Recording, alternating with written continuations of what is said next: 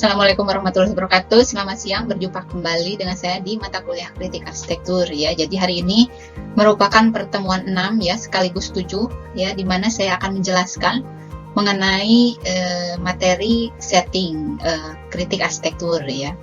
Jadi di dalam pertemuan ini ya merupakan pertemuan gabungan ya antara pertemuan 6 dan 7 ya. Jadi untuk minggu depan tidak ada materi perkuliahan ya, karena saya gabungkan di pertemuan 6 ya. Jadi silahkan kalian simak dengan baik ya, karena pertemuan ini cukup panjang ya.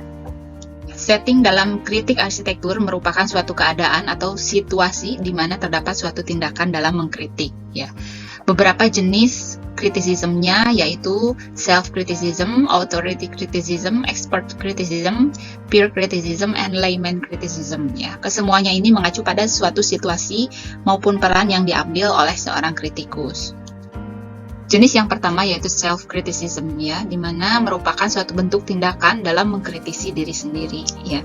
Bagaimana sang kritikus ya mencoba mengkritisi diri sendiri terkait dengan kritikan terhadap karya atau desain yang telah dibuatnya. Ya, kemudian situasi dari self-criticism ini merupakan suatu situasi di mana sang perancang atau desainer ataupun stakeholder ya mengkritisi dirinya sendiri ya, tentunya dalam suatu proses perancangan. Dalam pemaparannya, Shan menjelaskan bahwa seorang seniman dalam berkarya membuat suatu lukisan berfungsi sebagai dua orang ya. Yang pertama adalah sebagai seniman ya yang membuat suatu karya lukisan ya, dan juga yang kedua adalah sebagai kritikus.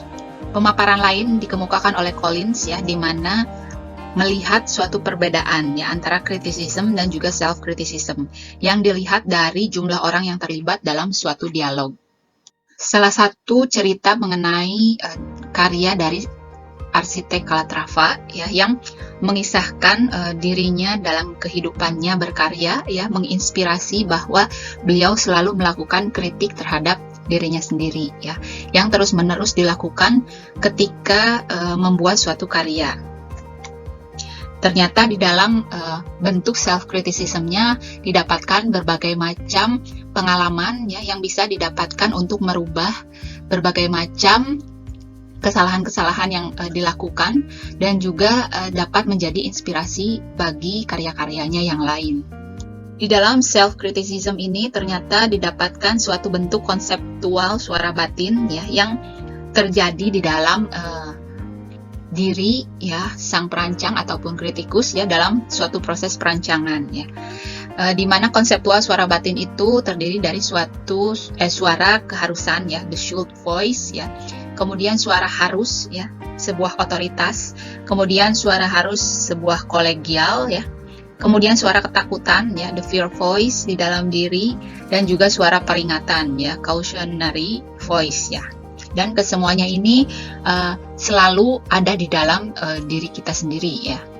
Yang pertama yaitu the should voice ya, di mana the should voice ini merupakan suatu suara di mana mencoba meyakinkan kita bahwa kita harus melakukan sesuatu ya, apakah bentuknya seperti ini ataupun yang lain ya.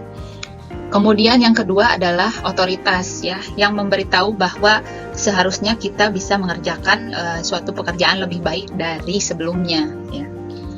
Kemudian kolegial ya, di mana kita sebagai profesional mempunyai tanggung jawab tertentu ya, yang harus dilakukan sehingga kita seharusnya menjadi profesional yang bertanggung jawab. Kemudian suara ketakutan ya, di mana the fear voice ini merupakan suatu bentuk suara kekhawatiran akan suatu kegagalan ya, yang malah membuat kadang-kadang kita berhenti melakukan proses perancangan ya. Kemudian suara peringatan ya, the cautionary voice ya, suara yang membantu mengingatkan diri ketika ada suatu tindakan salah ya, ataupun apakah yang kita lakukan sudah benar ya. Nah, kesemuanya ini tentunya akan terjadi di dalam proses kita merancang ya. Berikut merupakan contoh dari webinar yang bertemakan self-criticism ya, yang diadakan oleh ITB, di mana berlangsung dialog antara para arsitek Indonesia ya, yang berdiskusi mengenai kritik dalam diri mereka masing-masing ya, yang menjadi bentuk introspeksi ya terhadap karya-karya yang telah dibuat oleh masing-masing arsitek ya. Salah satunya adalah Andra Matin ya, yang mengungkapkan bahwa bentuk dari desain yang diimplementasikan ke dalam salah satu karyanya ternyata kurang optimal ya, dalam mengakomodasi rencana awal serta keinginan klien ya. Dari bentuk pemilihan material serta pemeliharaan bangunan sering menjadi suatu area yang luput dari perhatian ya. Tentunya arsitek pun perlu bisa memahami keinginan dari klien dengan baik ya, untuk menghindari adanya design waste dan juga kenyamanan dari penggunaan ruang ya. Kemudian dari arsitek lain yaitu Baskoro Tejo ya, yang mengungkapkan bahwa terdapat aspek-aspek yang dapat menjadi perhatian ya, seperti respon tidak terduga dari pengguna ya, kemudian multi interpretasi terhadap karya dan juga masalah dalam pemeliharaan bangunan ya, serta kenyamanan dan juga keamanan. Permasalahan utama yang beliau hadapi kebanyakan berasal dari perubahan perilaku pengguna ya, perilaku pengguna bangunannya. Dari penjelasan webinar tersebut didapat suatu kesimpulan ya, yang bisa kita simpulkan ya, bahwa desain arsitektur terkadang menjadi suatu tantangan tersendiri ya, karena apa yang dihadapi dalam desain cenderung berbeda dari internalized knowledge ya, yaitu kerangka berpikir atau ilmu yang diperoleh dari proses akademis. Nah, makanya fantasi, kreativitas dan juga pola berpikir cepat diperlukan bersamaan dengan proses trial error ya, untuk menghasilkan suatu desain yang baik ya. Kemudian dalam mengkritisi karya arsitektur, tentunya estetika bukanlah hal yang seharusnya menjadi aspek yang paling dikritisi. Estetika sendiri merupakan suatu hal yang dapat dimaknai oleh masing-masing individu secara berbeda. Oleh karena itu, untuk membangun budaya kritik yang sehat, aspek-aspek teknis lain seperti operasional dan juga organisasi perlu menjadi suatu perhatian utama dalam suatu kritik arsitektur karena standarisasinya yang jelas. Nah, ini dapat menjadi perenungan ya, bahwa seperti apa proses mengkritisi diri sendiri ketika kalian merancang ya. Ambil contohnya adalah ketika kita merancang di dalam studio perancangan ya, pasti mendapat banyak sekali tantangan ya dalam membuat suatu proses perancangan ya, dimana tentunya dihadapkan dengan berbagai macam tantangan dari diri ataupun dari lingkungan sekitar. Selanjutnya adalah authority criticism ya, di mana merupakan bentuk kritik otoritarian ya, yang diberikan oleh seseorang yang mempunyai kekuasaan pada posisi sosial atau hierarki pekerjaan ya, seperti bos atau arsitek kepala, atau di dalam lingkungan akademi yaitu dosen ya, di mana biasanya terjadi di dalam suatu studio perancangan ya, seperti halnya kita dalam berproses di dalam kuliah studio perancangan ya. Kritik otoritarian ini merupakan bagian dari kurikulum pendidikan arsitektur ya, yang biasa kita jalani ya, dimulai dari tahapan mendesain ya, menganalisis ya, serta sampai kepada presentasi akhir ya, di mana ini semua merupakan bagian dari kehidupan kita sebagai mahasiswa arsitektur ya. Tidak dipungkiri bahwa ini akan terus terjadi ya dalam kehidupan arsitektur ya, sampai ke dunia kerja sekalipun. Nah, kemudian yang jadi pertanyaan adalah apa basis dari kritikus otorian ya ketika mengkritisi ya. Nah, di dalam bentuk kritik otorian ini biasanya terdapat suatu bentukan kritik negatif ya yang terjadi ya. Tentunya kritik ini terjadi bukan karena subjektivitas secara personal ya, tentunya ada alasan atau argumen ya. Misalnya ketika dosen dari kalian ya yang menguji ya mengenai bentuk perancangan yang dihasilkan ya, tentunya banyak kritik-kritik yang didapatkan. Nah, itu semua terjadi ya, tentunya ada alasannya ya, tidak secara langsung ya, secara subjektif ya, menilai karya tersebut baik atau tidak ya. Kemudian tentunya kritik otorian ini harus melihat suatu kritik sebagai suatu feedback ya, atau masukan membangun ya. Dan juga pemberi kritik atau kritikus harus memberikan suatu argumen yang jelas ya, beralasan dan juga tentunya bisa dimengerti oleh audiens. Selanjutnya adalah expert criticism ya, di mana kritik ini diberikan oleh seorang yang ahli di bidang mengkritik ya, seperti jurnalis koran atau majalah ataupun sejarawan ya. Kemudian pengaruh yang diberikan oleh ahli kritik ini ya berasal dari pandangan luas terhadap suatu keadaan ya, yang diperoleh dari informasi, imajinasi dan juga pengalaman. Kritik dari expert criticism ini tidak mempunyai pengaruh terhadap objek kritiknya ya, melainkan berusaha untuk mengimpresi audiens ya. Contoh dari expert criticism ini dapat kita lihat di dalam majalah ya, kemudian jurnal ya yang berkaitan dengan criticism, kemudian koran ataupun digital platform ya atau website. Nah ini pun mungkin sudah banyak ya yang bisa kita lihat di dalam website ya yang sudah banyak sekali mengemukakan bentuk-bentuk criticism terhadap suatu karya. Nah, salah satu contohnya ya Arsitektur Magazine. Jika kalian searching ya di Google, sudah banyak sekali ya magazine yang berkaitan dengan arsitektur ya. Tinggal kita pilih mana saja bentuk-bentuk yang bisa kita lihat ya sesuai dengan tema dan kebutuhan masing-masing.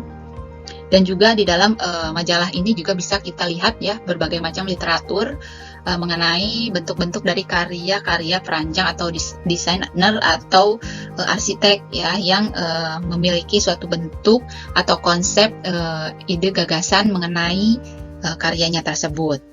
Nah ini juga ya bisa kalian search juga ya, banyak sekali website-website mengenai arsitek magazine ya. Atau misalnya kalian search mengenai arsitektur criticism di dalam Google Scholar ya, ataupun misalnya Science Direct atau website jurnal lainnya ya, banyak sekali yang bisa kalian baca ya. Ataupun kalau di luar negeri masih terdapat banyak sekali pemaparan kritik mengenai arsitektur di dalam koran atau ya di dalam koran ya, di mana dikemukakan berbagai macam kritik mengenai permasalahan-permasalahan yang ada di dalam lingkungan dan juga bentuk-bentukan arsitektur ya. Ada juga bentuk koran digital ya yang dapat kalian baca juga ya, bagaimana perkembangan dari dunia kritik arsitektur saat ini ya, bisa kalian search juga ya untuk mengetahui kebaruan dari isu-isu yang terjadi di dalam kritik arsitektur ya. Kemudian website-website ya yang membahas mengenai berbagai macam kritikan ya dapat juga kalian baca ya. Ya banyak sekali ya yang bisa kalian search mengenai bentukan media ya mengenai architectural criticism atau lain halnya ya, yang bisa kalian lihat juga apa-apa pemaparan yang dipaparkan oleh kritikus tersebut. Ya selanjutnya adalah peer criticism ya, di mana peer criticism ini merupakan suatu bentuk yang di mana kritikus dengan sasaran kritiknya mempunyai tingkatan atau hierarki yang sama ya. Yaitu contohnya adalah arsitek yang mengomentari karya dari arsitek lain ya. Contohnya banyak sekali ya, seperti Design Award ataupun buku ya karya-karya arsitek. Penghargaan ternama di dalam dunia arsitektur ini salah satunya adalah The Pritzker Prize ya, yang membahas mengenai penghargaan yang diperoleh oleh karya-karya arsitek ya yang mengedepankan bentuk-bentuk ya yang sesuai dengan lingkungan sekitarnya ya, yang bermanfaat bagi lingkungan sekitarnya. Ataupun ada juga penghargaan Aga Khan Award ya yang menjadi inspirasi ya bagi bentuk-bentuk arsitektur ya di dalam dunia sosial ya ataupun dunia pendidikan dan lain sebagainya. Ada pula suatu bentuk ajang penghargaan ya yang dijadwalkan ya akan berlangsung ya, dapat kita simak juga di beberapa website ya. Ataupun di Indonesia sendiri ya terdapat IAI Awards ya yang memberikan penghargaan kepada para arsitek Indonesia yang telah berjasa memberikan karya-karya ya yang berdedikasi terhadap masyarakat ya. Kemudian yang terakhir adalah layman criticism ya yang diberikan oleh seseorang yang berlatar belakang bukan desainer atau kritikus ya, yang secara umum adalah awam ya, jadi bukan berlatar belakang perancang atau bergerak di dalam dunia desain atau arsitektur ya. Di dalam layman criticism ini terdapat 4 kategori respon dari suatu kritik ya yang diutarakan oleh masyarakat umum ya atau awam, yaitu attitude towards the environment, kemudian adaptive behavior ya, kemudian intentional modification dan intentional modification. Yang pertama adalah attitude towards the environment, yaitu merupakan suatu bentuk kritik layman ya, yang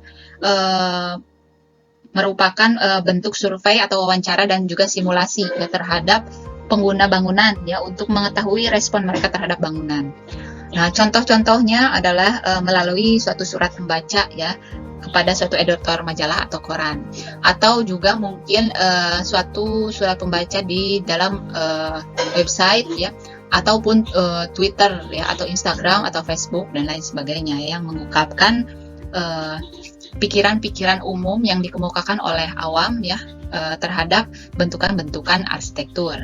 Yang kedua ini adalah adaptive behavior ya, yaitu ketepatan yang tercipta dari suatu desain fisik dan juga kebutuhan pengguna ya. Nah, kemudian ketepatan ini muncul karena adanya perilaku adaptif dari penggunanya. Kemudian intentional modification of the environment, yaitu kritik yang diberikan dengan cara memodifikasi suatu lingkungan ya. Modifikasi ini muncul karena adanya penggunaan yang terus-menerus yang dilakukan secara berulang. Kemudian intentional modification of the environment, yaitu adanya ketidakpuasan antara desain fisik dengan kebutuhan pengguna ya, sehingga bangunan atau lingkungan dimodifikasi ya. Salah satu contohnya adalah bentuk renovasi ya. Kemudian respon dari layman tersebut muncul setelah bangunan terbangun ya, dengan adanya solusi di mana layman mengikuti atau memberikan kontribusi pandangan di dalam suatu proses perancangan. Ya, demikian materi perkuliahan hari ini ya. Terima kasih. Silahkan kalian mereview kembali ya apa-apa yang menjadi materi perkuliahan ya, yang akan kita review di pertemuan minggu depan ya. Saya ucapkan terima kasih. Sampai jumpa minggu depan. Assalamualaikum warahmatullahi wabarakatuh. Selamat siang.